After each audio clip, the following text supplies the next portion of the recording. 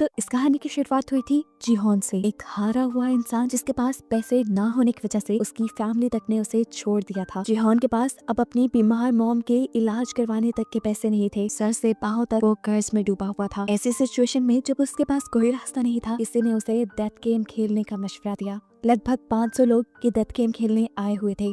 इस गेम में एक रोबोट थी, जो भी इंसान जरा से भी गलती करता था वो रोबोट उसे चुनकर मार देती थी। जीहोन ने अपनी जान बचाने के लिए, यहाँ सरवाइव करने के लिए एक बूढ़े कैंसर पेशेंट तक को धोखा देकर अपनी जान बचाई और आखिर ये गेम जीत कर यहाँ से निकल भी गया। लेकिन उसके दिल में जो दुख बैठ गया था वो 500 में से सिर्फ एक था जो ये गेम जीत के निकला था। बाकी सारे उस गेम के दौरान मारे गए। गेम को जीतने के बाद उसके हाथ बहुत पैसे लगे थे, लेकिन उसने इन पैसों को हाथ तक नहीं लगाया क्योंकि उसे रिग्रेट था इस चीज का कि उसकी वजह से सारे लोग मरे हैं। हालांकि ये उसने गेम प्लान नहीं की थी। फिर एक दिन एक अनजान आदमी उसे हॉस्पिटल में बुलाता है। जीहोन ये देखकर हैरान परेशान कि ये वही गेम वाला बूढ़ा कैंसर पेशेंट था जो गेम में हार गया था, जिसे मार ही दिया गया होगा। लेकिन अब ये जिंदा सलामत उसके सामने था और इसके जरिए उसे घिनौनी सच्चाई ये पता चली कि लोग बस अपनी एंटरटेनमेंट के लिए यहाँ लोगों को मरवा देते थे। इस डेथ गेम में ये इंसान जो कैंसर पेशेंट था, इसकी लाइफ पे काफी बोर हो गई थी और अपनी लाइफ में थोड़ा मजा लाने के लिए इसने ये डेथ गेम बनाई थी। जीहोन को उस बूढ़े आदमी की बेरहमी पर बहुत गुस्सा आया और उसने ठान लिया कि वो इस गेम को बंद करवा कर रहेगा। इसके बाद हम मिले जुनहो से, एक पुलिस ऑफिसर जिसका भाई भाग चुका था पुलिस से कुछ फ्रॉड करके। अपने भाई को ढूंढते हुए जुनहो को उसके रूम से एक गेम वाला कार्ड मिला था। इन्वेस्टिगेशन करते हुए जुनहो जीहोन तक पहुंचा और उसे पता चला कि वो गेम में जाने वाला है और उसका पीछा करते हुए वो भी किसी तरह गेम में घुस गया। वो गेम में पार्टिसिपेट नहीं करने आया था, इसीलिए उसने गेम के गार्ड्स में से एक गार्ड को मारकर उसका हुलिया ले लिया। वहाँ गेम में जाकर उसे इस गेम में होने वाले जुल्म का पता चला और उसने इस गेम के खिलाफ ही बहुत सारे सबूत इकट्ठे किए और इस आइलैंड से भागने में कामयाब भी हो गया। उसने सबूत सारे सेंड भी किए थे पुलिस को, लेकिन आइलैंड में सिग्नल ना होने की वजह से जुनहो की कोई भी चीज पुलिस को रिसीव नहीं हुई। उस पे जुल्म ये कि जुनहो पकड़ा भी गया फ्रंटमैन के हाथों। फ्रंटमैन वो आदमी है जो इस गेम को खिलाता है और यहाँ हमें ये देखकर हैरानी हुई कि जुनहो का भाई ही असल में फ्रंटमैन था। उसने जुनहो को गोली मारने से पहले अपना चेहरा दिखाया और जुनहो को गोली मार दी, जिसके बाद उन्हें लगा कि जुनहो मर गया है और उन्होंने उठाकर जुनहो को पानी में फेंक दिया। और यहाँ पहले सीजन का रिकैप खत्म होता है। नेक्स्ट सीजन की कहानी यहीं से कंटिन्यू हो रही है। सबवे स्टेशन पे हम अब जीहोन को देख रहे हैं जो अपनी बेटी से मिलने के लिए जा रहा है। सबवे स्टेशन पे उतरते ही उसकी नजरें दो आदमियों पे रुक गई। उन दोनों में से एक आदमी वही आदमी था जिसने जीहोन को स्क्विड गेम का कार्ड दिया था। ये बात समझ गया कि अब ये लोग दोबारा एक नई गेम के लिए लोगों को इकट्ठा कर रहे हैं, लेकिन वो अब इन्हें इनके बुरे इरादों में कामयाब होने नहीं देगा। वो भागते हुए उस आदमी तक पहुंचने की कोशिश करता है, लेकिन उसने फिर भी थोड़ी देर कर दी थी। वो आदमी वहाँ से जा चुका था। जिन्होंने उस आदमी के हाथ से कार्ड ले लिया जिसको वो गेम वाला आदमी कार्ड देकर गया था और फौरन उस नंबर पे कॉल मिलाई। कॉल मिलाते ही वो फ्रंटमैन को धमकी देता है कि मैं तुम्हें तुम्हारे इरादों में कामयाब होने नहीं दूंगा, मैं इस मरतबा इस गेम को चलने नहीं दूंगा। उसकी ये धमकियां सुनकर उल्टा फ्रंटमैन ही अब उसे धमकी देने लगा था। वो उससे कहता है जाओ तुम अपनी बेटी से मिलने जाओ, इन पंगों में ना ही पड़ो तो अच्छा है। ये सुनकर वो समझ गया कि फ्रंटमैन और उसके लोग आज भी किसी तरह उसके ऊपर नजर रखे हुए थे, लेकिन अब तक ये कैसे मुमकिन था। वो समझ गया कि जरूर उसकी बॉडी में कोई ट्रैकर लगा हुआ है। फौरन वॉशरूम में जाकर वो ट्रैकर अपनी बॉडी में ढूंढने लग जाता और उसे कान के नीचे अपनी बॉडी में लगा ट्रैकर मिल भी जाता है, जिसे उसने एक कटर से कट करके निकाल दिया। सीन कट होकर यहाँ हमने जुनहो को देखा जिससे लास्ट सीजन में फ्रंटमैन यानी उसके अपने भाई ने पानी में गिरा दिया था। पता चला कि उसे पानी से एक फिशरमैन ने रेस्क्यू कर लिया था और अब वो हॉस्पिटल में एडमिट था। काफी दिन गुजरने के बाद जुनहो को इस टाइम होश आया है। दूसरी तरफ जीहोन जिसने अपनी बॉडी से ट्रैकर निकाला है, ट्रैकर निकालने के बाद वो अंडरग्राउंड हो गया ताकि स्क्विड गेम वाले उसे ट्रैक न कर पाए, जिसके बाद लगभग 2 माह का वक्त सीजन में गुजार दिया गया और हमें जिन्हो को दिखाया गया जो अभी तक अपने भाई को ढूंढ रहा है और ट्रैफिक पुलिस में है। अपने भाई को ढूंढने के साथ साथ उसका दूसरा मिशन स्क्विड गेम को बंद करने का भी बन गया था, क्योंकि उसने भी देखा था कि कैसे स्क्विड गेम में बेदर्दी से लोगों को मार दिया जाता था। वो जब ये केस अपने सीनियर से डिस्कस करने लगा तो किसी ने उसकी बात नहीं मानी, क्योंकि जब जिन्हो ने उस गेम के बारे में सारे सबूत इन लोगों को उस आइलैंड से सेंड किए थे तो वो इन लोगों तक पहुंच ही नहीं पाए थे और ऐसे सबने मान लिया था कि जिन्हो झूठ बोल रहा है। सीन कट होकर हमें जीहोन को दिखाया गया जिसे अब फ्रंटमैन ने ट्रैक कर लिया था। फ्रंटमैन उसका दरवाजा नॉक करता है। करते हुए जब जीहोन ने दरवाजा खोला तो फ्रंटमैन 2 कटे हुए सर उसके सामने लेके आया, जिनकी आंखें एकदम से खुल गई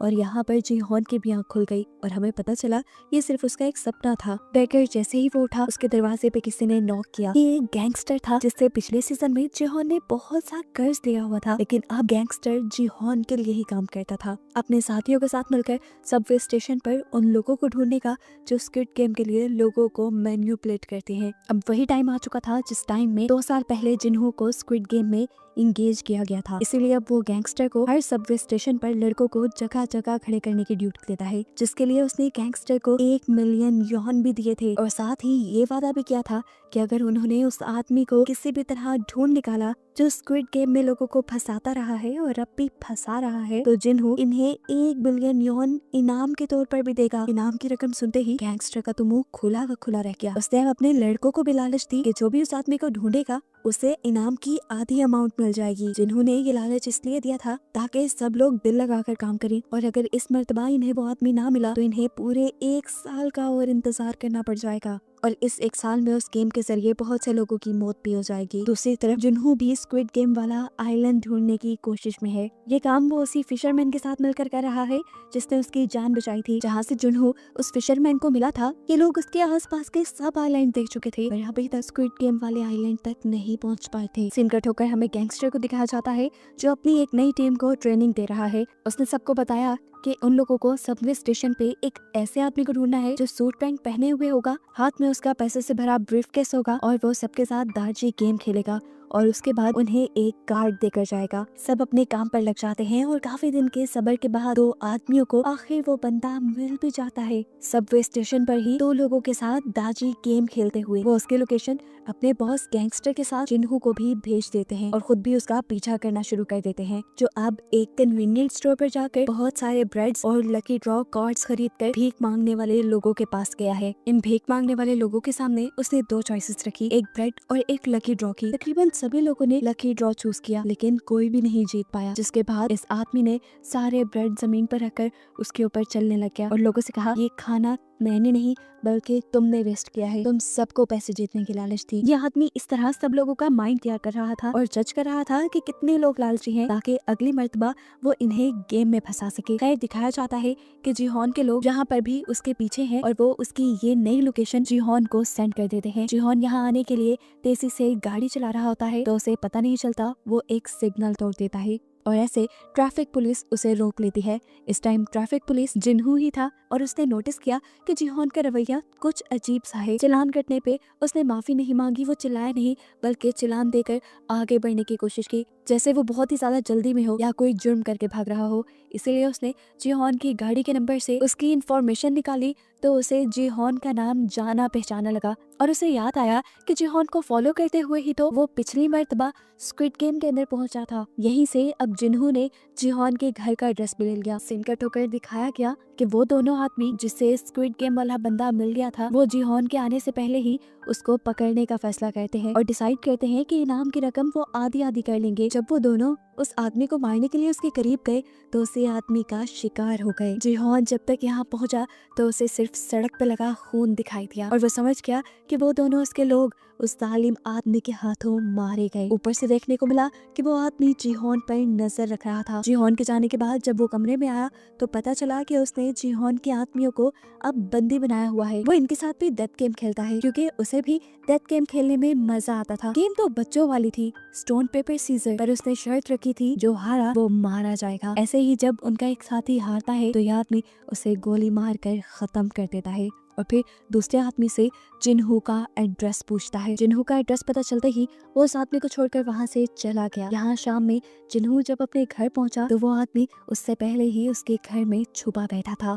वो जीहॉन को यहाँ मार भी सकता था लेकिन जैसा हमने पहले देखा कि उसे डेथ गेम पसंद है, वो अब जीहॉन के साथ डेथ गेम खेलने का फैसला करता है। गेम खेलने से पहले उसने जीहॉन को बताया कि मैं पहले स्क्विड गेम में डेड बॉडीज को उठाने का काम करता था लेकिन वो बहुत बोरिंग था, मुझे लोगों को खुद मारना पसंद था, इसीलिए मैंने फ्रंटमैन से अपनी जॉब चेंज करने की रिक्वेस्ट की। इसके बदले फ्रंटमैन ने पता है मुझे क्या टास्क दिया, उसने मुझे मेरे ही डैड को मारने को कहा और मैंने गन उठाकर मार दिया, जिसके बाद फ्रंटमैन ने मुझे ये गन दी और अब मैं किसी को भी मार सकता हूँ। जीहॉन उसकी बातों पे ज्यादा ध्यान दिए बगैर उससे कहता है बस मुझे फ्रंटमैन का एड्रेस दो, जिससे वो मिलकर इस गेम को बंद करने का प्लान रखता है। लेकिन लेकिन ये बात सुनकर वो आदमी हंसने लगा और बोला, ठीक है, एक गेम खेलते हैं। ये तुम्हारे सामने एक गन है और इसमें सिर्फ एक ही बुलेट है, 5 नॉट्स इसके खाली है। बारी बारी एक दूसरे को शूट करते हैं, जो हारा वो मारा जाएगा और अगर मैं हारा तो तुम्हें मेरी पॉकेट से फ्रंटमैन का ड्रेस मिल जाएगा। जिहोन बिना डरे गेम को शुरू करते हुए उस गन को उठा चुका था, क्योंकि मरने का डर तो उसने स्क्विड गेम ने खत्म ही कर दिया था। बारी बारी उन्होंने अपने ऊपर शूट किया और चौथी बारी पर जब वो आदमी अपने ऊपर गन पॉइंट करता है तो इस मर्तबा वो खुद को शूट कर चुका है।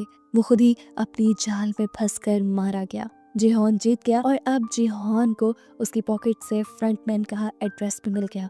इससे पहले कि अभी वो इस एड्रेस का कुछ कहता, उसकी खराब किस्मत जिन्हू जो कि एक पुलिसमैन है जिसे दोपहर गाड़ी चलाते हुए उसके ऊपर शक हुआ था, वो उसके घर का पता चलाते हुए उसके घर तक पहुंच गया और घर पहुंचते ही उसे गन शूट होने की आवाज सुनाई दी, जिससे उसका शक सच में बदल गया कि जिहोन एक क्रिमिनल है। फौरन वो दरवाजा तोड़कर अंदर आया। जिहोन को एक किलर समझकर वो इसे टाइम उसका इनकाउंटर ही करने वाला था कि ठीक वक्त पर आकर उसे किसी आदमी ने रोक लिया। ये वही लड़का था जिसके साथ गेम खेलने के बाद ये स्क्विड गेम वाला मरा हुआ आदमी उसे अपने अड्डे पर बांध आया था। किस्मत अच्छी थी, वो बच बचाकर वहाँ से निकल आया जिहोन को सारी सच्चाई बताने के लिए। लेकिन जब तक यहाँ पहुंचा, यहाँ का तो सारा माहौल ही बदल गया था। उसने जिहोन की जान जिन्हू से बचाई और फिर जिन्हू को सारी सच्चाई बताई डेथ गेम वाली, कि कैसे इस मरे हुए आदमी ने उनके साथ भी डेथ गेम खेली और उसके एक साथी को, उसके बॉस को मार दिया। बात को आगे बढ़ाते हुए जिहोन भी अब जिन्हू को स्क्विड गेम की सारी स्टोरी बताता है कि किस तरह इस गेम में सभी लोगों को मार दिया जाता है। उसने जिन्हू से कहा, मैं बुरा नहीं हूँ, मैं बस उस गेम को रोकना चाहता हूँ ताकि और मासूमों की जान बच पाए।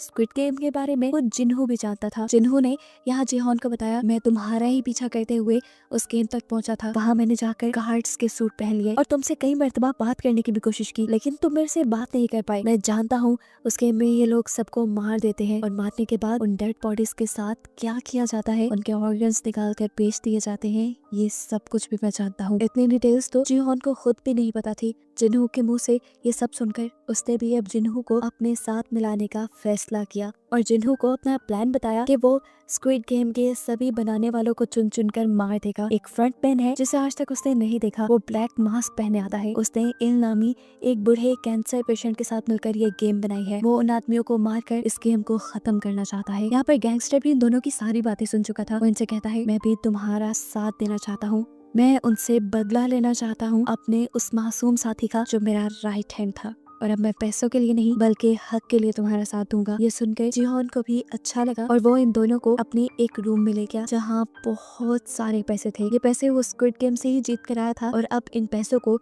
वो स्क्विड गेम को बंद करने के लिए ही इस्तेमाल करेगा। जिहोन इन लोगों को दिखाता है कि उसने ब्लैक मार्केट से बहुत सारी गन्स भी परचेज की हुई थी और एक सीक्रेट जगह भी बनाई हुई थी उसने, जहां वो अपनी ट्रेनिंग करता था। लेकिन इतना सब काफी नहीं था, उसे लड़ाई के लिए काफी सारे और लोगों की भी जरूरत थी। जिहोन अब जिन्हू को अपनी पुलिस वाली जॉब पे छोड़ने को कहता है ताकि ये लोग अपना मिशन अच्छे से कंप्लीट कर पाए। सीन कट होकर अब हमें एक न्यू कैरेक्टर नियोल को दिखाया जाता है। ये एक गरीब लड़की है और उसकी जॉब है होटल में बनी कॉस्ट्यूम पहनकर बच्चों को खुश करने की। उसके पास रहने को कोई घर भी नहीं, वो इसी होटल की बेसमेंट में रहती है। इसी जॉब में न्योल के साथ एक छोटी बच्ची बहुत ज्यादा अटैच हो गई है जो रोज यहाँ पे विजिट किया करती थी। लेकिन अफसोस की बात है कि उस बच्ची को बोन मैरो कैंसर है और बोन मैरो ट्रांसप्लांट करवाने के लिए उसके डैड के पास ज्यादा पैसे नहीं और अब वो बच्ची मरने वाली है। एक दिन उस बच्ची को इमरजेंसी में हॉस्पिटल एडमिट कराया जाता है, जो सुनकर नियोल भी तड़प कर उसे हॉस्पिटल में देखने के लिए जाती है। वो इस बच्ची की मदद करना चाहती है लेकिन उसके पास तो खुद तक के लिए पैसे नहीं। इस बच्ची को क्या बचाएगी वो। रात होने पर हम नियोल को दोबारा पार्किंग में देखते हैं जहाँ पर दो लोग आकर उसे स्क्विड गेम का कार्ड दे गए। सीन कट होकर हमें जिन्हू को दिखाया जाता है जो अपनी मॉम के साथ बैठा था और उसकी मॉम बहुत ज्यादा उदास थी क्योंकि वो जिन्हू के भाई के आने का इंतजार कर रही है। जिन्हू जानता है कि वो कभी नहीं आएगा, जिस काम में वो पड़ा हुआ है वो घर नहीं आएगा। लेकिन ये सब सुनने के बाद भी जब उसकी मॉम को तसल्ली नहीं मिलती तो एक और मर्तबा वो अपने भाई को ढूंढने का फैसला करता है। सीन कट होकर अब फाइनली दोबारा से हम जिहोन को देखते हैं जो इस टाइम अपनी दांतों का ऑपरेशन करवा रहा है। अपना एक दांत निकलवाने के बाद उसने अपने मुंह में एक नकली दांत फिक्स करवाया है जिसके अंदर ट्रैकर लगा हुआ है। असल में कल को वो फ्रंटमैन से मिलने वाला है, इसीलिए उसे बहुत ही ध्यान से हर काम करना होगा। ये लोग फ्रंटमैन को भी पकड़ना चाहते हैं और फ्रंटमैन के बाद इस घिनौनी गेम के सारे हिस्सेदारों को भी पकड़ना चाहते हैं। पता चला है कि वो गैंगस्टर जो इनके ग्रुप में है वो अपने लिंक से बड़े बड़े कमांडोज को इनके ग्रुप में शामिल कर चुका है। इन कमांडोज के लिए कुछ भी सही गलत नहीं, ये लोग पैसे के लिए सब काम करते हैं। यहाँ हमें पता चला कि न्यूयोल को भी वो स्क्विड गेम वाले लेके जा रहे थे। न्यूयोल उनके साथ चली जाती है, लेकिन देखने को मिला कि उसे गेमर के तौर पे नहीं बल्कि सिक्योरिटी गार्ड के तौर पे हायर किया गया था। अब जिन्हों फाइनली जीहॉन को लेकर उस एड्रेस पे आ गया है जो उस आदमी की जेब से इन्हें फ्रंटमैन का मिला था। ये एक क्लब का एड्रेस था। जिन्हों अंदर जाने से मना कर देता है क्योंकि उस आइलैंड पर फ्रंटमैन ने जिन्हों को देख लिया था और अंदर जाने पे वो पहचाना भी जा सकता है और इनका मिशन फेल भी हो सकता है। इन दोनों ने अब जिन्हों को छोड़कर अंदर जाने का फैसला किया कि लोग जैसे ही अंदर गए तो बाहर जिन्होंने नोटिस किया कि दो गार्ड्स जो कि स्क्विड गेम वाले यूनिफॉर्म पहने हुए हैं वो इस पार्टी के अंदर गए हैं और इससे वो समझ गया कि अभी तक फ्रंटमैन अंदर नहीं आया, शायद ये दोनों अंदर की सिक्योरिटी चेक करने के लिए आए हैं। अब यही बात कि फ्रंटमैन अंदर नहीं है जिन्हों अपने साथियों को बताना चाहता था, लेकिन अंदर जाने पर उसने देखा कि जीहॉन को फ्रंटमैन के लोग दूसरे दरवाजे से कहीं ले जा चुके हैं। जीहॉन के मुंह में लगे ट्रैकर की मदद से इन लोगों ने उस गाड़ी को ट्रैक कर लिया जिसके अंदर वो लोग जीहॉन को ले गए थे। जिन्हों और उसके बाकी साथी उस गाड़ी का पीछा करने लगे और सही वक्त देखकर वो उस गाड़ी पर हमला करके वहां से फ्रंटमैन को किडनैप करना चाहते थे, लेकिन फ्रंटमैन तो उस गाड़ी में था ही नहीं। इस गाड़ी में लगे हुए एक डिवाइस की मदद से फ्रंटमैन जीहॉन से बातें कर रहा था और ट्रैकर में आने वाली आवाजों से जिन्हों और उसके लोगों को लग रहा था कि फ्रंटमैन उसी गाड़ी में है। ये बात वो ठीक तरह से अपने साथियों को बता भी नहीं पाया कि गाड़ी के अंदर फ्रंटमैन नहीं है। वो कॉल के जरिए ही फ्रंटमैन से बात करते हुए उसे किसी तरह मनाने की कोशिश करता है कि तुम इस गेम को बंद कर दो, मासूमों की जानें लेना बंद करो। जिस पे फ्रंटमैन ने उसे कहा, मैं जबरदस्ती किसी को इस गेम में इन्वॉल्व नहीं करता, सब खुद पैसे की लालच में आते हैं। फ्रंटमैन ने बड़ी ढिठाई से बोला, मैं तो एक सोशल वर्क कर रहा हूँ। जो सुनकर अब जीहॉन को गुस्सा आ गया और उसने बोला, तुम्हारे काम को कैसे सोशल वर्क कहा जा सकता है? तुम तो लोगों की मजबूरियों का फायदा उठाकर उन्हें मार देते हो। जो सुनकर फ्रंटमैन हंसने लगा और बोला, अरे मेरी बात सुनो, जो लोग इस गेम खेलने के लिए मानते हैं वो पहले से ही लाइफ में हार चुके होते हैं इस दुनिया के लिए, बस वो किसी गन से ज्यादा नहीं। और बस मैं उस गन को खत्म कर रहा हूँ और उससे बाकी लोग इंटरटेन हो रहे हैं, इसमें बुराई क्या है? दूसरी तरफ इस गाड़ी से बाहर हमें दिखाया जाता है कि फ्रंटमैन के स्नाइपर जिन्हों और उसके सभी साथियों की गाड़ियां पंचर कर चुके थे ताकि वो लोग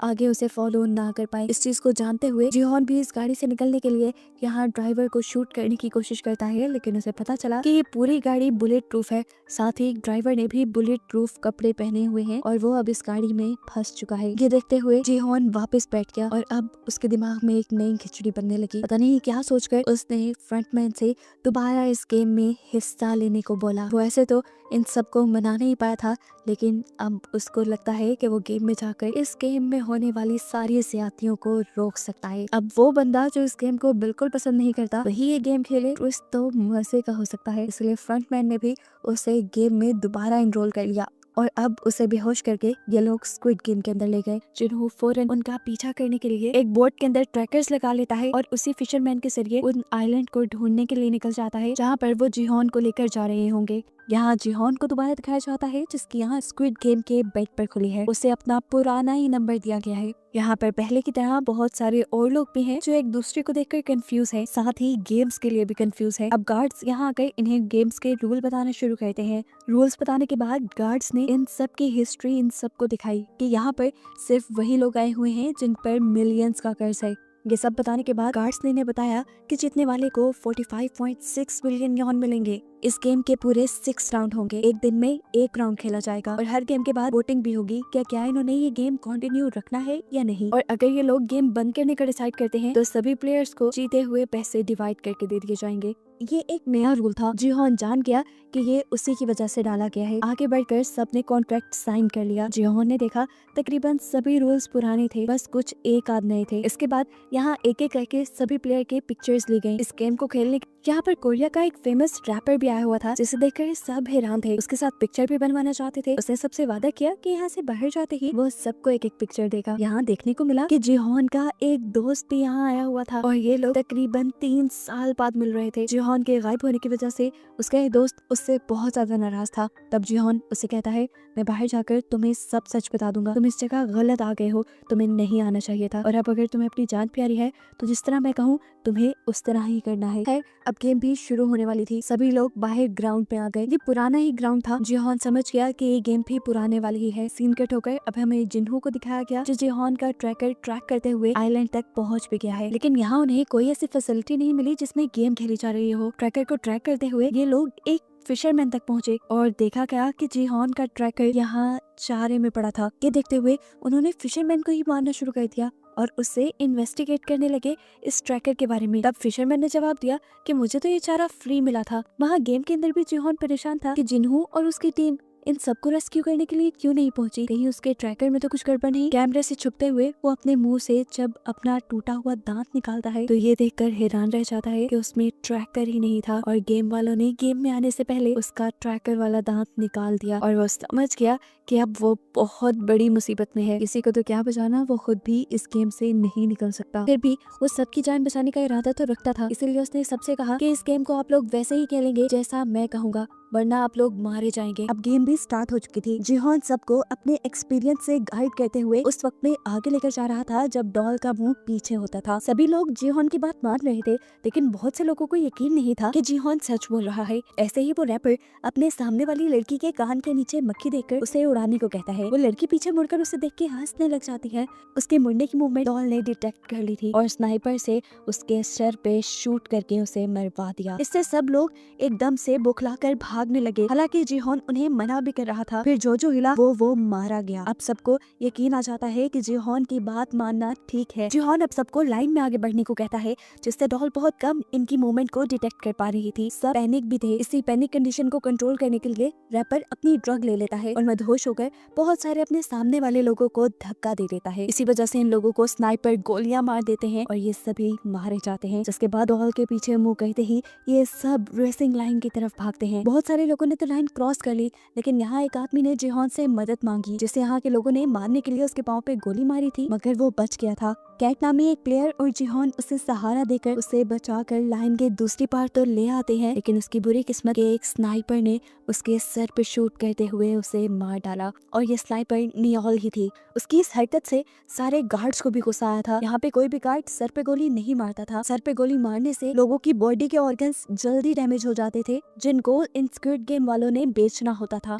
नेक्स्ट सीन में जिन्हो को दिखाया जाता है, जो अब परेशान है कि वो जिहोन को कहाँ ढूंढे। ये बात वो समझ गया था कि यहाँ करीबी किसी भी आइलैंड पे स्क्विड गेम वाली फैसिलिटी नहीं होगी, क्योंकि यहाँ गेम वालों ने उसे खुद भेजा था। फिलहाल ये लोग यहाँ से वापस आने का प्लान करते हैं, क्योंकि समुद्र में तूफान भी आने वाला है। फिर सीन कट होकर हमें दोबारा सारे प्लेयर्स को दिखाया जाता है। सारे प्लेयर्स बहुत ज्यादा घबराए हुए थे गेम में होने वाली मौत से। अब जैसे ही गार्ड्स इनके रूम में आते हैं, सब और भी ज्यादा डर जाते हैं और इनसे माफी मांगते हैं और कहते हैं प्लीज हमारी जान बख्श दो। लेकिन गार्ड्स उन्हें गेम के नए रूल बताने आए थे। गार्ड्स ने बताया कि 500 में से इस गेम के बाद सिर्फ 365 लोग बचे हैं। वो सबको ऊपर मनी बॉक्स में देखने को कहता है, जहाँ पे बहुत सारे पैसे गिरे थे। गार्ड बताते हैं कि अभी वोटिंग होगी और अगर सब लोग यहाँ से जाने का फैसला करेंगे तो ये पैसे सभी लोगों में डिवाइड हो जाएंगे। अब गार्ड्स ने इनकी जीती हुई अमाउंट उन्हें बताई। अगर वो अमाउंट सब में डिवाइड होती तो ये पैसे एक एक इंसान को बहुत कम मिलते और सभी लोगों का कर्जा उससे ज्यादा था। इसीलिए बहुत से लोगों ने गेम कंटिन्यू करने का डिसाइड किया। सबका फैसला बदलते देखकर जिहोन सबको समझाता है, अगर यहाँ रहे तो वैसे भी मारे जाएंगे, लालच नहीं करो, यहाँ से जाने के लिए वोट दो। जिहोन की ये बात सुनते हुए इन सबके पीछे बैठी हुई एक तांत्रिक, जो कि एक प्लेयर भी थी, वो बोलती है कि हमारी मौत जहाँ लिखी होगी वहीं पर आएगी, मौत से ना डरो। ये बात सुनने के बाद सभी लोगों ने वोटिंग स्टार्ट कर दी। जिहोन सबसे पहले आगे बढ़ा और उसने गेम रोकने के लिए वोट किया। एक एक करके लोग आगे बढ़े और बहुत से लोग गेम को ना रोकने के लिए भी वोट कर रहे थे और ये देखकर जिहोन की जान निकल रही थी। आखिर ये वोटिंग टाई हो गई। आधे लोगों ने यहाँ से निकलने का और आधे लोगों ने यहाँ रुकने का फैसला किया। अब बस एक इंसान ऐसा था जिसके वोट पे ये सारा रिजल्ट था और वो था नंबर 1। अब नंबर 1 प्लेयर आगे आया और उसने यहाँ गेम में रुकने का फैसला किया और सिर्फ एक बंदे की वजह से ये गेम कंटिन्यू हो गई। हमें देखने को मिला ये बंदा कोई और नहीं बल्कि इन्हू है, फ्रंटमैन, जो कि खुद यहाँ पर प्लेयर बन के अब आ चुका है। अब इसके बाद हमें मरे हुए लोगों के कॉफिन दिखाए जाते हैं, जिनमें से कुछ पर क्रॉस के निशान बने थे, जिसका मतलब था कि उन लोगों के इन्हें ऑर्गन्स निकालने हैं। और 2 आदमी जब ये काम कर रहे थे तब उनको सिर्फ एक ही डेड बॉडी के ऑर्गन्स ठीक मिले और उन्होंने अंदाजा लगाया कि एक सिक्योरिटी गार्ड जानबूझकर सर पे गोली मार रहा है, जिससे ऑर्गन जल्दी फेल हो जाते हैं। ऐसे उनका ये कारोबार तो बंद हो जाता, इसीलिए वो फौरन इस चीज की खबर फ्रंटमैन को देते हैं। अब सीन कट होकर हमें सभी प्लेयर्स को दिखाया जाता है, जिनमें जीहॉन तो बहुत ज्यादा परेशान है क्योंकि वो जानता है इस गेम में जो भी पार्ट लेता है वो मर जाता है। इसी सब के दौरान इन्हू बाकी सभी प्लेयर्स को लेकर उसके पास आया और उसने जीहॉन से कहा, देखो तुम पहले भी इस गेम में आ चुके हो, तुम एक्सपीरियंस्ड हो, तुम हमारी मदद कर सकते हो जिससे हम लोगों की जान भी बच जाए और हमें पैसे भी मिल जाएं। ये सुनने के बाद जीहॉन उन्हें बताता है कि पिछली मर्तबा हमने दूसरी गेम डलजूना गेम खेली थी, जिसमें शुगर कैंडी के अंदर से हमने शेप्स निकालनी थी। ट्रायंगल सबसे इजी शेप थी और अम्ब्रेला सबसे ज्यादा हार्ड। ये सुनकर इन्हू बोला, जिसने अम्ब्रेला चुना होगा वो तो सबसे बड़ा बेवकूफ होगा। उसकी ये बात सुनकर जीहॉन को याद आया कि पिछले सीजन में जीहॉन ने ही अम्ब्रेला चुना था। खैर सारा क्राउड यहाँ से चला गया और अकेले में इन्होंने जीहॉन से सवाल किया, तुम दोबारा इधर क्यों आए हो, तुम्हारे पास तो बहुत पैसा है।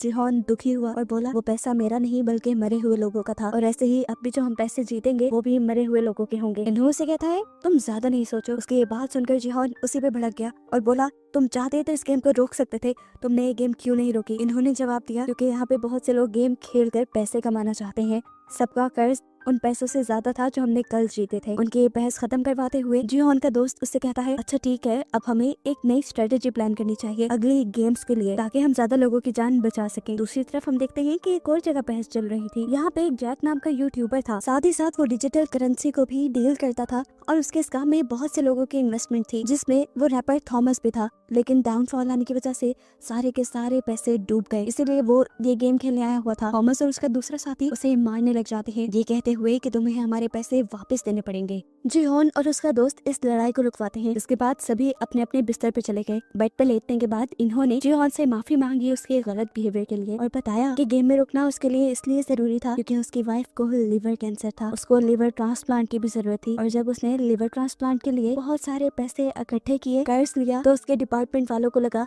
कि उसने करप्शन की है, जिसकी वजह से उसकी जॉब भी चली गई और अब उस पे बहुत बड़ा कर्ज भी है। वो ऐसे बिना पैसे लिए यहाँ से नहीं जा सकता। उसको इमोशनल हुआ देखकर जीहॉन भी उसकी मजबूरी समझ गया और उसने बिठा लिया कि अगले गेम में वो सबका साथ देगा। सीन कट होकर हमें दिखाया गया कि अब यहाँ के नए फ्रंटमैन के सामने नोयोल को बुलाया गया है क्योंकि वो लोगों के सर में गोली मार रही थी। जब फ्रंटमैन उससे वजह पूछता है तो वो बताती है कि पुराने फ्रंटमैन ने मुझसे यही डील की थी कि यहाँ पर बेकार लोगों को मारना है। मैं सर में गोली इसलिए मारती हूँ कि उनके अंदर जान होती है। जिस पर वो आदमी बताता है कि तुमने आइंदा सर पे गोली नहीं मारनी, देखो हम उनके ऑर्गन्स निकालते हैं और उनके ऑर्गन्स कई लोगों की जान भी बचा सकते हैं, तो याद रखना आइंदा तुमने गोली नहीं मारनी, वरना बेचने के लिए हमारे पास तुम्हारे भी ऑर्गन्स हैं। और मैं जानता हूँ तुम अपनी बेटी को वापस पाने के लिए जिंदा रहना चाहती हो। यहाँ इनकी बातों से हमें नयोल की जिंदगी के बारे में भी पता चलता है कि वो कोरियन मिलिट्री में थी, लेकिन एक जंग में जब वो हिस्सा लेने गई तो पीछे से उसकी बेटी गुम हो गई और आज तक वो अपनी बेटी को ढूंढ रही है। सीन कट होकर अब हम जुनहो को देखते हैं जो अपने ऑफिस में आकर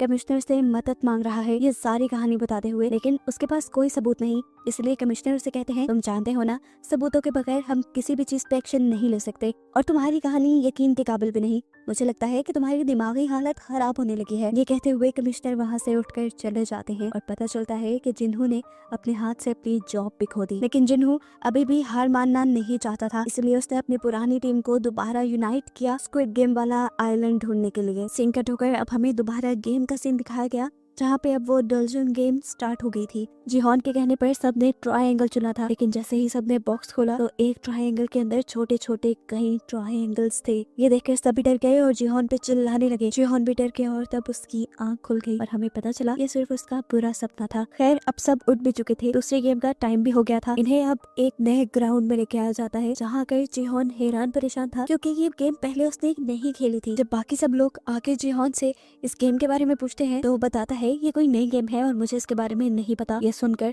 सब उस पर भड़क गए। इससे पहले कि ये सब लोग उसे मारना शुरू कर देते इन्हों दरमियान में आ जाता है और ये लड़ाई रुकवा देता है। यहाँ पर अब इन्हें 5-5 लोगों की टीम बनाने को कहा गया था। डैनी जो कि प्रेग्नेंट थी और जैक की गर्लफ्रेंड थी, जैक उसके पास आकर उसे कहता है कि तुम मेरी टीम में आ जाओ, लेकिन डैनी इनकार कर देती है क्योंकि अब उसे जैक के साथ नहीं रहना था। वो अब जीहॉन की टीम के पास गई और उसने उनसे कहा प्लीज आप लोग मुझे अपनी टीम में ले लें, मैं प्रेग्नेंट हूँ और मुझे कोई और अपनी टीम में नहीं ले रहा। ये लोग मान जाते हैं और इन सब की एक टीम बन जाती है। अब हमें दूसरी टीम को दिखाया गया जिसमें कैट, मैडी और दो माँ बेटा पार्क और ग्योंग थे और तभी जबरदस्ती तांत्रिक आकर इनके ग्रुप में शामिल हो गई। टीम्स बनाने के बाद इन सबको बताया गया कि सारी टीम के पाँव बांध दिए जाएंगे और इन्हें एक गोल सर्कल में एक साथ घूमना होगा। हर 5 मीटर के बाद एक गेम होगी जिस गेम को खेलते हुए इन्हें आगे बढ़ना है और एक दिए हुए टाइम के अंदर इन्हें अपना सर्कल कंप्लीट भी करना है। गेम्स के नाम सुनते ही इन सब लोगों ने आपस में कोऑर्डिनेट किया और जो जिस गेम में अच्छा था उसे वो खेलने की जिम्मेदारी दी। खैर गेम स्टार्ट हो जाती है और पहली 2 टीम्स को एक साथ खेलने के लिए दिया जाता है। पहली टीम डाची को बहुत अच्छे से खेलती है और तेजी से आगे बढ़ती है, लेकिन वो स्टोन को स्टोन से मारने में कामयाब नहीं हुए। स्टोन उनका आगे गिर गया था। एक साथ जब ये लोग उसे लेने के लिए आगे बढ़े तो गिर गए। टाइम काफी वेस्ट हो रहा था। खैर वो इस राउंड को भी पार करके आगे बढ़ गए। अगला गेम था इन्हें लट्टू को घुमाना, जो पहली मर्तबा में तो इनका एक टीम मेंबर नहीं कर पाया, लेकिन अगली मर्तबा में उसने ठीक से कर लिया। जबकि दूसरी टीम वो तो अभी अपनी पहले ही राउंड में फंसी हुई थी। फिर वक्त खत्म हो गया और दूसरी टीम को गोलियां मारकर स्क्विड गेम वालों ने मार दिया और वो टीम जिसने काफी सारे राउंड पूरे कर लिए थे वो भी अपना टाइम पे सर्कल कंप्लीट नहीं कर पाई थी और ऐसे उन्हें भी गोलियां मारकर मार दिया गया। ये देखकर सभी बहुत ज्यादा डर गए, घबरा गए। यहाँ पर अब सब लोगों की लाशें उठाई जा रही थी। एक बंदा अभी जिंदा था, मरा नहीं था। इन्होंने उसको भी उठाकर कॉफिन में डाला और उसके कॉफिन पे क्रॉस का निशान बना दिया। लेकिन फिर यहाँ पर नेओल आई और उसने आकर उस आदमी के सर पे गोली मारते हुए उसे जान से मार डाला। ये चीज फ्रंटमैन ने भी देख ली थी और उसकी इस हरकत से फ्रंटमैन के साथ उसके सारे गार्ड भी गुस्से में आ गए। खैर अब अगली टीम की बारी आ गई। ये कैट की टीम थी। कैट ने यहाँ सबको संभाला और आगे लेकर बढ़ी। पहले इन्हें डाची गेम खेलना था जिसमें वो लड़की पहली बारी में अपने कार्ड को घुमा नहीं पाई। तब कैट ने उसे कार्ड उल्टा पकड़ने को कहा और इस तरह पहली ही बारी में उसने अपने कार्ड को सीधा घुमा दिया था। फाइनली ये लोग आगे बढ़े। आगे इन्हें स्टोन से स्टोन को मारना था। वो लड़का भी पहली मर्तबा में स्टोन को स्टोन से हिट नहीं कर पाता। कैट यहाँ पे सबको एक साथ आगे कदम बढ़ाने को कहती है और ये लोग दोबारा उस स्टोन को लेकर पीछे आते हैं। इस लड़के की मोहम्मद से कहती है, बेटा उस आदमी को याद करो जिसने तुम्हारे सारे पैसे लूटे हैं। याद आते ही इस लड़के को इतना गुस्सा आया कि उसने पत्थर पर ठीक निशाना लगाकर ये राउंड भी जीत लिया। ये लोग दोबारा से आगे बढ़े। इस मर्तबा इन्हें 5 बॉयज को इकट्ठे उठाकर इकट्ठे कैच करना था। कॉन्ग ये काम पहली मर्तबा में नहीं कर पाई और इस वक्त उसके बेटे ने उसे हौसला दिया और उसे कहा, तुम उस लड़की को याद करो जिसकी वजह से डैड तुम्हें छोड़ गए थे। ये सोचते ही उसने भी गुस्से में 5 डाइस को उछाल कर कैच कर लिया और जल्द ही ये लोग ये राउंड भी कंप्लीट करके आगे बढ़ गए। अगली बारी तांत्रिक की थी। उसे लट्टू घुमाना था लेकिन वो ये काम नहीं कर पा रही थी। पहली मर्तबा दूसरी मर्तबा जब ये काम नहीं कर पाती तो वो रोने लग जाती है और कहती है, हम सब बस अब मर जाएंगे। उसका हौसला टूटते देखकर कैट उसे जोर जोर से थप्पड़ लगाती है और लट्टू उसकी आंख के करीब करते हुए कहती है, अगर तुमने ये नहीं किया तो मैं तुम्हें मार दूंगी। वो लड़की अब कैट से डर गई और उसने तेजी से लट्टू को बनाकर घुमाया और फाइनली ये लोग ये राउंड भी जीत गए। अगले राउंड में इन्हें पॉम पॉम को पाँव से उछालना था और ये काम करना था कैट ने। कैट ने सबका मुंह दूसरी तरफ करवाया और बड़ी ही आसानी से पॉम पॉम को 5 मरतबा उछाल कर ये लोग आगे बढ़े और फाइनली टाइम से पहले ही इन्होंने अपना पूरा सर्कल कंप्लीट कर लिया। उनकी इस जीत से सब लोग इस तरह खुश थे जैसे सब लोग जीत गए हों। लेकिन दूसरी वाली टीम जो वक्त पे अपना सर्कल कंप्लीट नहीं कर पाई, उन्हें गोलियों से भूनकर मार दिया गया। फिर इसी तरह गेम चलती रही। कोई टीम जीती तो कोई हारी और जो हारी उन्हें गोलियों से मार दिया गया। आखिरी बारी आई जिहोन की टीम की। उन्होंने अपनी साथ वाली टीम को भी ऑल द बेस्ट कहा और गेम स्टार्ट कर दी। पहला गेम डैनी ने खेला, दूसरा गेम जिहोन के दोस्त ने खेला, तीसरा गेम खेला उनके ग्रुप में आए हुए ली ने, जिसने पहले ही बारी में 5 डाइस को उठाकर अपने हाथ में कैच कर लिया था और उसने बताया कि वो इस गेम में एक्सपर्ट है क्योंकि वो अपनी बहनों के साथ ही खेलता रहा है। चौथा गेम इन्होंने खेलना था, उसे लट्टू को घुमाना था। पहली मर्तबा वो ठीक नहीं कर पाता और ये लोग आगे जाकर इकट्ठे उस लट्टू को उठाते हैं। दूसरी मर्तबा जब वो ये करने लगता है तो जानबूझकर वो लट्टू को पीछे फेंक देता है। उसकी ये चाल किसी को समझ नहीं आ रही थी। ये लोग पीछे से लट्टू को लेकर आए और अब इन्होंने ऐसा ड्रामा किया कि जैसे वो अपने हारने से बहुत ज्यादा परेशान है, वो अपने आप को मारने लगा। तो जिहोन ने उसे समझाया कि देखो तुम याद करो कि बचपन में तुम ये कैसे घुमाते थे, और इस मर्तबा इन्होंने लट्टू को ठीक से घुमा दिया। अगली बारी जिहोन की थी। उसे पम पम को 5 मर्तबा पाँव से हिट करना था। 4 मर्तबा तो उसने आसानी से कर लिया, लेकिन 5वीं मर्तबा पम पम आगे की तरफ बढ़ा। इससे पहले कि वो जमीन से टकरा जाता, इन्होंने जिहोन का पाँव आगे करके ये गेम जितवा दी और वो लोग वक्त से पहले जीतकर बहुत खुश हुए। लेकिन उनके साथ वाली टीम वो वक्त से पहले या वक्त पर वो काम नहीं कर पाई और इस तरह वो टीम मारी गई। ये देखकर जिहोन को काफी दुख हुआ है। वो अपने रूम में वापस आ गए जहाँ बहुत से लोग उन्हें जिंदा देखकर इसलिए नाराज थे क्योंकि उन्हें लग रहा था कि अब जीते हुए पैसे डिवाइड हो जाएंगे। इसी दौरान गार्ड्स भी रूम में आ गए। गार्ड्स ने इन्हें इस गेम के जीतने वाली प्राइस इन्हें दिखाई और बताया कि इस मर्तबा 110 लोग मरे हैं और अब सिर्फ 255 लोग बाकी रह गए हैं, जिस लिहाज से हर जीतने वाले के पास अब 78 मिलियन युआन आ सकते हैं और अब दोबारा वोटिंग होगी। अगर लोग इस गेम को बंद करने के लिए वोट करेंगे तो ये पैसे सब में डिवाइड हो जाएंगे। बहुत से लोगों को ये पैसे बहुत कम लग रहे थे। जिहोन ने अपनी टीम को कहा कि तुम लोग गेम को बंद करने के लिए वोट करना, तुम लोग को जितने पैसे चाहिए मैं यहाँ से निकल कर तुम्हें दे दूंगा। जिहोन की बात उसकी टीम ने मान ली और सबसे पहले इन्होंने वोट किया गेम बंद करने के लिए। दूसरी बारी पार्क की थी। पार्क की मॉम गोंग ने उसे कहा कि तुम गेम बंद करने के लिए वोट करना, देखो हमारे दोनों के पैसे मिलाकर तुम्हारा कर्जा उतर जाएगा। लेकिन पार्क ने इस गेम को कंटिन्यू रखने का फैसला किया क्योंकि उसका कर्जा कहीं ज्यादा था और उसने अपनी मॉम को अपने कर्जे के बारे में नहीं बताया था। वोटिंग आगे बढ़ती रही। देखते ही देखते देखने को मिला कि बहुत सारे लोगों ने ये गेम कंटिन्यू रखने की बात की है। ये देखते हुए जिहोंग और इन्हू लोगों पर भड़कने लगे और बोले, इतने सारे लोगों के मरने के बावजूद भी आप लोगों को ये गेम कंटिन्यू रखनी है। तब एक अंकल बोले, तुम क्या जानो, हमारे ऊपर बहुत सारा कर्जा है, हमें पैसे लेकर ही यहाँ से निकलना है। ऐसे ही एक दूसरा लड़का बोला, मैं अगर बाहर गया तो वैसे भी मर जाऊंगा, तो बेहतर नहीं है कि यहाँ रहकर पैसे कमा लूं या फिर यहीं पर मर जाऊं। उनकी बातों का जिहोन के पास कोई जवाब नहीं था। वोटिंग खत्म हो गई। आखिरी वोट जिहोन को ही देना था। उसने गेम बंद करने के लिए तो वोट दिया, लेकिन उसके वोट का कोई फायदा नहीं था क्योंकि ज्यादा लोग इस गेम को कंटिन्यू रखना चाहते थे। वोटिंग खत्म होने के बाद पार्क ने देखा कि गोंग यानी उसकी मॉम उससे नाराज है। उसने जाके अपनी मॉम को मनाना शुरू किया और बताया, मेरे ऊपर बहुत ज्यादा कर्ज है और जिन लोगों से मैंने वो कर्ज लिया है वो इतने खतरनाक है कि अगर मैंने उनके पैसे वापस ना किए तो वो मेरे सारे ऑर्गन्स निकाल कर बेच देंगे। उसकी ये बात सुनकर गोंग ने उसे माफ कर दिया और यहाँ पार्क ने भी उसे प्रॉमिस किया कि अगले मरतबा मैं गेम को बंद करने के लिए ही वोट करूंगा। यहाँ हमने जिहोन के दोस्त जैंग को देखा। उसने भी इस गेम को कंटिन्यू रखने के लिए वोट किया था और उसकी इस हरकत से जिहोन बिल्कुल टूट चुका था। जिहोन ने अपनी टीम को वादा भी किया था कि वो उन्हें सारे पैसे दे देगा। तब जैंग ने उससे माफी मांगी और बोला, मैंने एक आदमी के बहुत सारे पैसे लुटाने हैं, मुझे यहाँ से पैसे लेकर ही जाना था, लेकिन मैं वादा करता हूँ कि अगली गेम के बाद मैं भी इस गेम को बंद करने के लिए वोट करूंगा। जिहोन दुखी बैठा था और उसने सबसे कहा कि अगले गेम पे हमें एक दूसरे को भी मारना पड़ सकता है। ये बात सुनकर सभी दुखी हो गए। खैर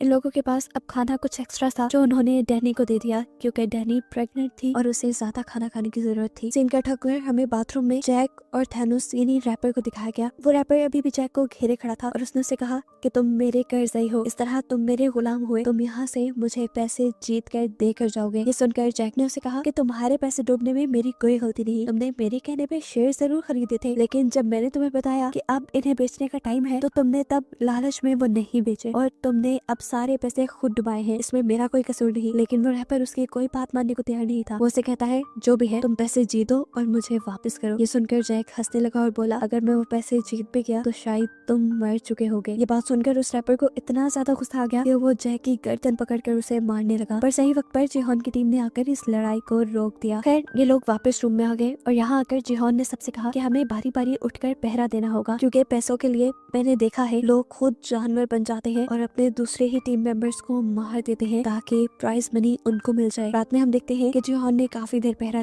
जिसके बाद जैंग उठा। जैंग ने उसे कहा, जिहोन तुम सो जाओ, अब मैं पहरा देता हूँ। मुझे आज भी याद है कि तुम आखिरी मरतबा मेरे से पैसे लेने आए थे, लेकिन अगर मेरे पास होते तो जिहोन मैं सच में तुम्हें दे देता। जिहोन ने यहाँ उसे कुछ नहीं कहा और यहाँ उनकी बातों से हमें पता चला कि उनकी दोस्ती बहुत गहरी बहुत पुरानी है। वो बचपन से स्कूल टाइम यहाँ तक के जॉब भी उन्होंने एक साथ की थी और इस चीज का अंदाजा इन्हों को भी उनकी बातों से हो गया था। सारी बातें छोड़कर अब जैंग जिहोन से पूछता है, तुम्हारे पास इतने पैसे थे तो तुम वापस गेम में क्यों आए? जिहोन ने इस बात का जवाब नहीं दिया बल्कि एक नया सवाल जंग से पूछा कि अगर मैं यहाँ गेम में मर जाऊँ तो तुम मेरे हिस्से के पैसों का क्या करोगे? ये सुनकर वो उदास हो गया और उसने बोला, ऐसी बातें नहीं करो, हम एक साथ जीत के बाहर जाएंगे। तब जिहोन ने जवाब दिया, हाँ मैं भी यही चाहता हूँ कि हम साथ जिंदा बाहर जाएं, लेकिन अब मैं हार रहा हूँ, ये लोग मेरी बात नहीं समझ पा रहे। खैर सीन कट होकर फाइनली अब हम जिन्हों को देखते हैं जो दोबारा जिहोन को ढूंढने के लिए सफर शुरू कर चुका है और यहाँ नया दिन भी चढ़ गया है। सभी लोगों को दोबारा गेम के लिए तैयार होने को कहा गया, साथ ही साथ सभी गार्ड्स भी तैयार हो गए। सभी प्लेयर्स को एक बड़े से हॉल में लेकर जाया गया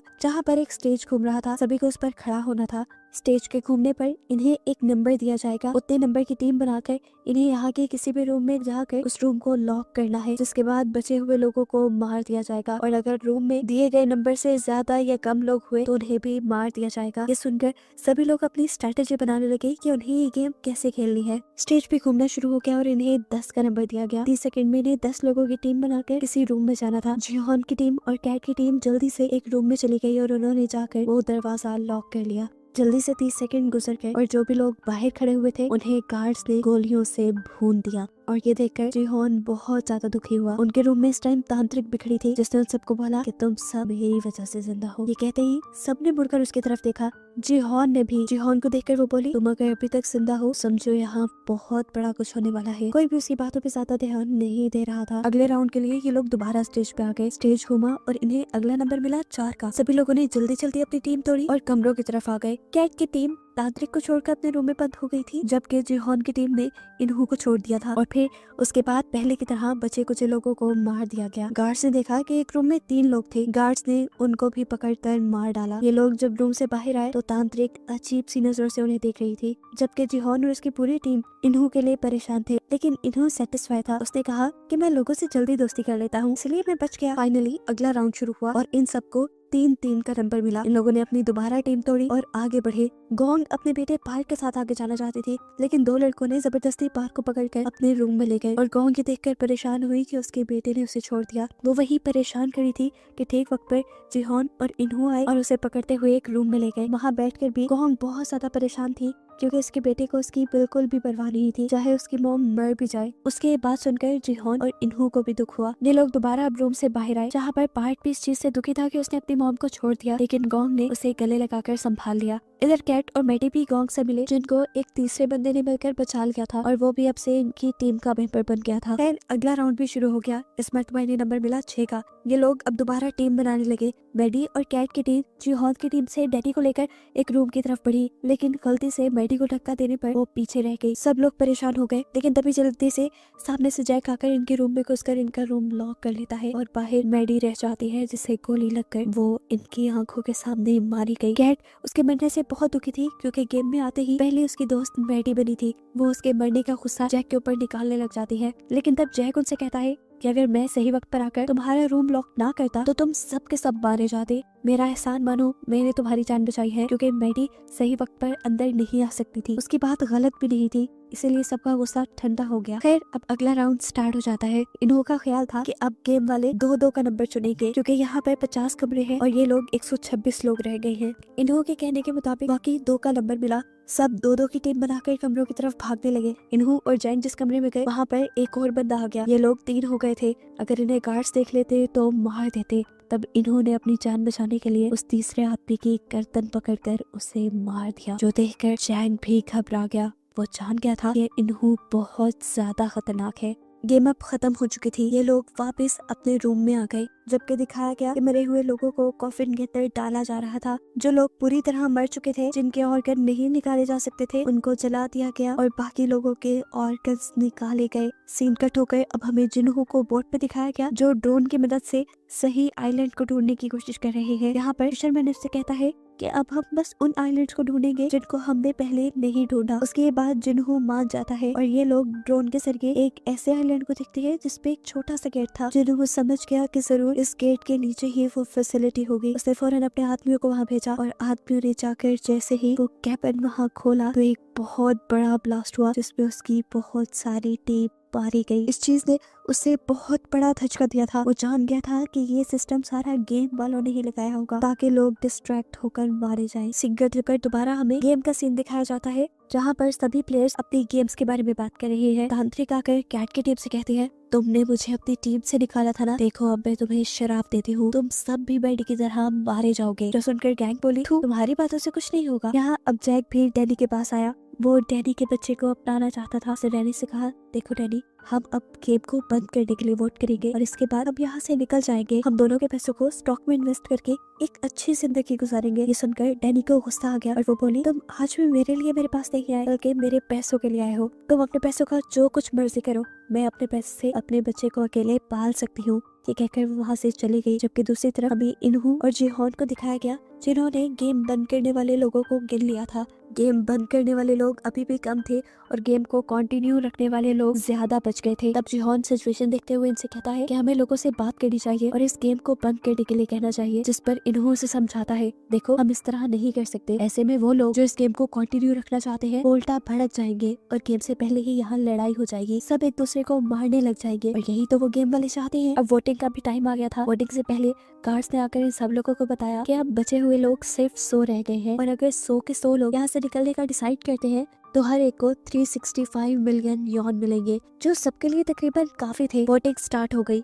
इस पर वोटिंग काफी क्रिटिकल थी, क्योंकि जितने लोग यहाँ से निकलने के लिए वोट कर रहे थे, उतने ही लालची लोग ये गेम कंटिन्यू रखने के लिए भी वोट कर रहे थे। दिखाया गया कि तांत्रिक के कहने पर एक लड़की ने गेम को कंटिन्यू रखने का वोट दिया है, जिससे गेम को कंटिन्यू रखने वाले लोग ज्यादा हो गए हैं। लेकिन अच्छी बात थी कि अभी इन्हों का वोट बचा हुआ था। सभी उसे देखकर डर गए और सबसे ज्यादा डरा जैंग जो उसका कारनामा देख चुका था रूम में एक आदमी को मारने का। वो ये बात जीहॉन को बताने लगा, लेकिन उससे पहले ही इन्होंने उनके हक में वोट देकर उसकी इस बात को काट दिया और सब लोग खुश हो गए। लेकिन अभी तो वोटिंग टाई हो गई थी, इस वोटिंग का कोई रिजल्ट नहीं निकला। तब गार्ड्स ने कहा कि अब वोटिंग सुबह को दोबारा होगी, सुबह तक के लिए कोई फैसला नहीं है। अब सभी लोग जिन्होंने ये गेम को खत्म करने के लिए वोट दिया था वो सभी परेशान बैठे थे कि पता नहीं सुबह क्या होगा। तब एक आदमी मशवरा देता है कि हम उनके किसी एक आदमी को बनाकर अपनी साइड कर लेते हैं। ये सुनते ही पार्क आगे बढ़ा और उसने बोला कि अगर तुम लोग इस गेम को कैंसिल करने को कहते हो तो मैं तुम सबको खाने की पार्टी दूंगा।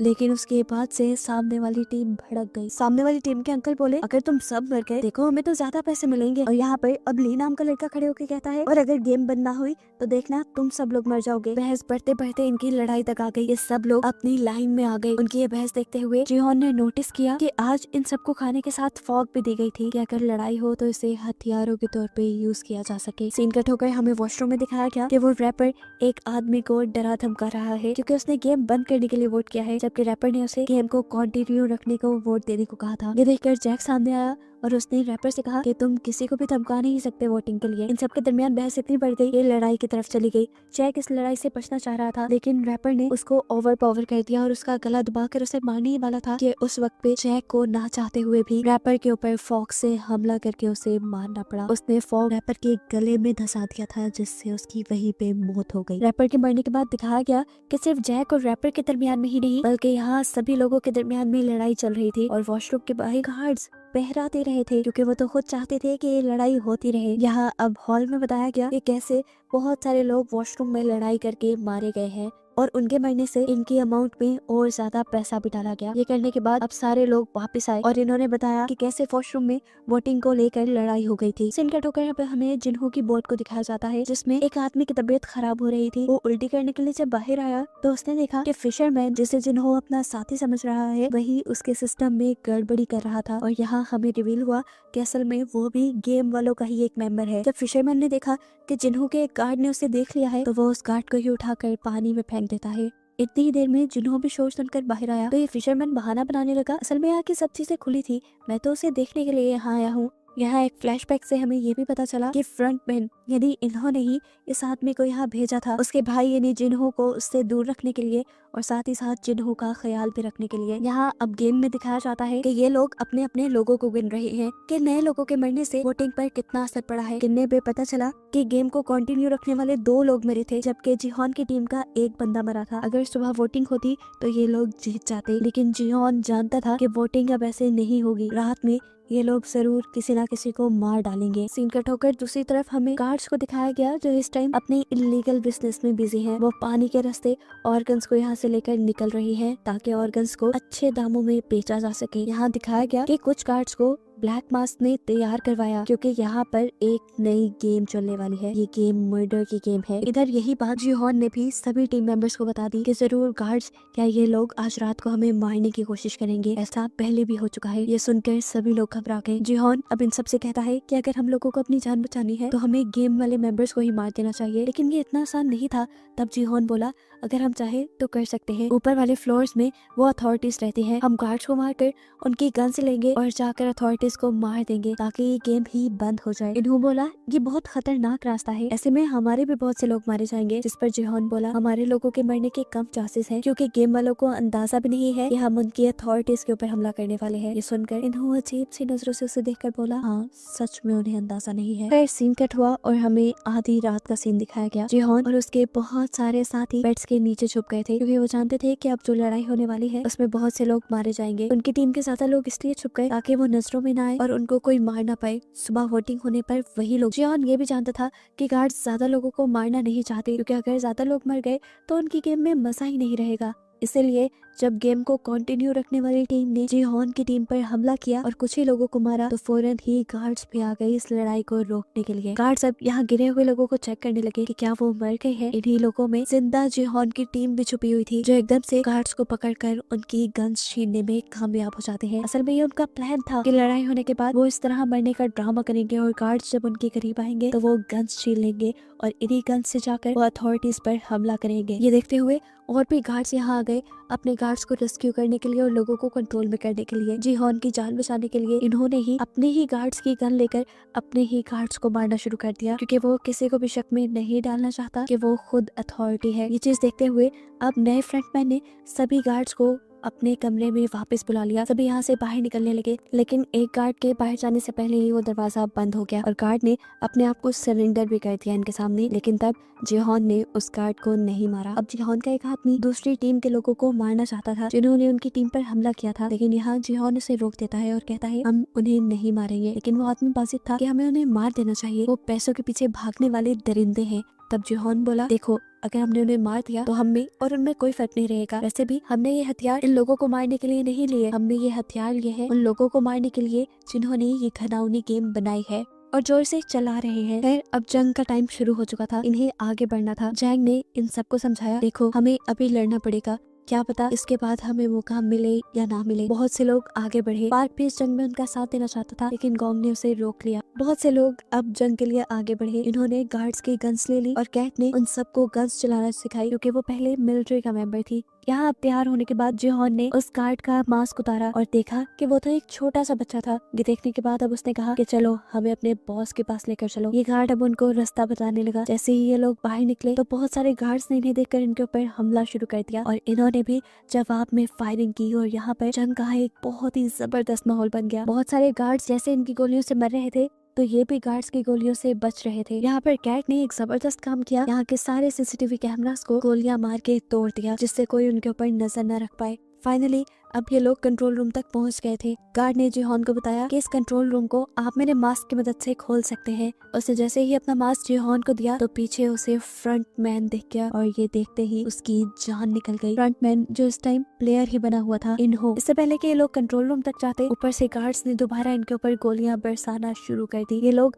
अब जवाब में गोलियां भी नहीं बरसा सकते थे क्योंकि इनकी मैगजीन्स खत्म हो गई थी। यहाँ जिहोन उस लड़के का मास्क लेकर कंट्रोल रूम को ओपन कर चुका था, जहां को लेकर वो आगे बढ़ा था और एक एक लम्हे की खबर वो सिक्योरिटी गार्ड्स के ही वॉकी टॉकी से इन्हों को दे रहा था। अंदर जाते ही जिहोन और जैंग ने वहाँ एक एक करके गार्ड्स को मारना शुरू कर दिया और आगे बढ़ने लगे। यहाँ के सीसीटीवी कैमरास से ब्लैक मास्क ने उन दोनों को अंदर आता देख लिया और उनको रोकने के लिए अपनी गार्ड्स की पूरी एक टीम भेजी। यहाँ दूसरी तरफ देखने को मिला कि अभी तक गार्ड्स उनके ऊपर गोलियां बरसा रहे हैं और इनकी एक एक गोली खत्म हो चुकी है। यहाँ पर जिहोन और जैंग के पास भी बहुत सारे लोग आ चुके थे, वो इन्हें ओवरपावर कर सकते थे, इसीलिए उसने फौरन इन्हों को अंदर आने को कहा। लेकिन इन्होंने बताया कि मेरे पास गोलियां नहीं है। उसने उससे कहा जाओ पहले कमरे से मैगजीन्स लेकर आओ गार्ड्स के पास जो एक्स्ट्रा होती हैं। जिहोन के कहने पर अब उसे ये काम करना पड़ा। अब इन्हों के आने में तो देर थी, जिहोन को बचाव के लिए दोबारा गोलियों की जरूरत थी। तब जैंग ने उसे कवर दिया, वो ऊपर से गार्ड्स को मारता रहा और जितने गार्ड्स को इन लोगों ने यहाँ मारा था जिहोन उनके पास जाकर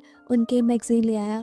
यहाँ देखने को मिला कि ली वापस हॉल में आ चुका था। उसने यहाँ पर मौजूद गार्ड्स की मैगजीन इकट्ठी करना शुरू कर दी और पार्क ने भी इस काम में उसकी मदद की। दूसरी तरफ हमें दिखाया गया जब इन्हों को ये फील हुआ कि जिहोन दोबारा कहीं से मैगजीन लेकर उनके गार्ड्स को मारता जा रहा है, तो सिचुएशन खराब देखकर वो जिहोन के पास आया और जिहोन को डिस्ट्रैक्ट करने के लिए वो बोला मैंने बाहर एक नक्शा देखा था, मुझे लगता है कि कंट्रोल रूम तक जाने का पीछे से भी एक रास्ता है, मैं वहाँ जाकर तुम्हें कवर देता हूँ, तुम वहाँ से कंट्रोल रूम तक जाओ। जिहोन उसकी बात मान गया और उसके बहकावे में आते हुए उसे अपनी आखिरी मैगजीन भी जिहोन ने दे दी। यहाँ दिखाया गया कि ली जैसे ही वहाँ से बाहर निकला मैगजीन्स को ऊपर ले जाने के लिए तो गोलियों की आवाज ने उसे बुरी तरह डरा दिया। वॉकी टॉकी से कैट उसे ऊपर की तरफ बुला रही थी, लेकिन वो वॉकी टॉकी को अब नीचे फेंक देता है क्योंकि ऊपर जाने का उसके अंदर हौसला नहीं। ये सुनकर कैट उसे गालियां देती है और खुद मैगजीन्स लेने के लिए नीचे आने का फैसला करती है। अब दोबारा हमें इन्हों को दिखाया गया जो पीछे रास्ते में तो चला गया था, लेकिन अब उसे एक नया कवर लेना था। उसने वॉकी टॉकी से ऐसे एक्टिंग करके जिहोन को मैसेज दिया कि जैसे वो गार्ड के हमले में घायल हो गया हो। उसने यहाँ पर एक जख्मी आदमी की आवाज भी जिहोन को सुनाई, जिससे जिहोन को सच में लगा कि वो बहुत ज्यादा जख्मी है और फिर इन्होंने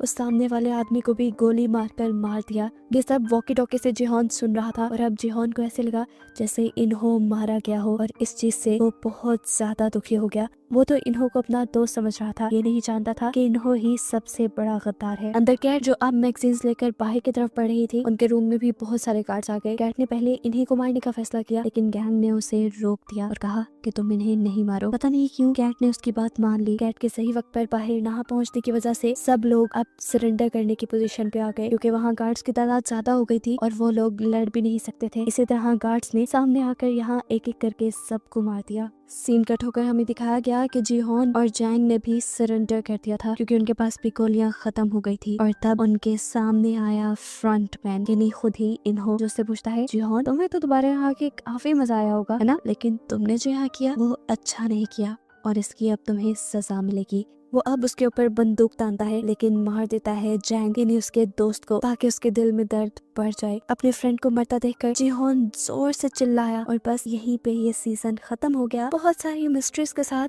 कि आखिर यहाँ जीता कौन, यहाँ के पैसे किसको मिलेंगे और जिन्हों इन लोगों को ढूंढ भी पाएगा या नहीं, ये सब देखने को मिलेगा हमें नेक्स्ट सीजन में।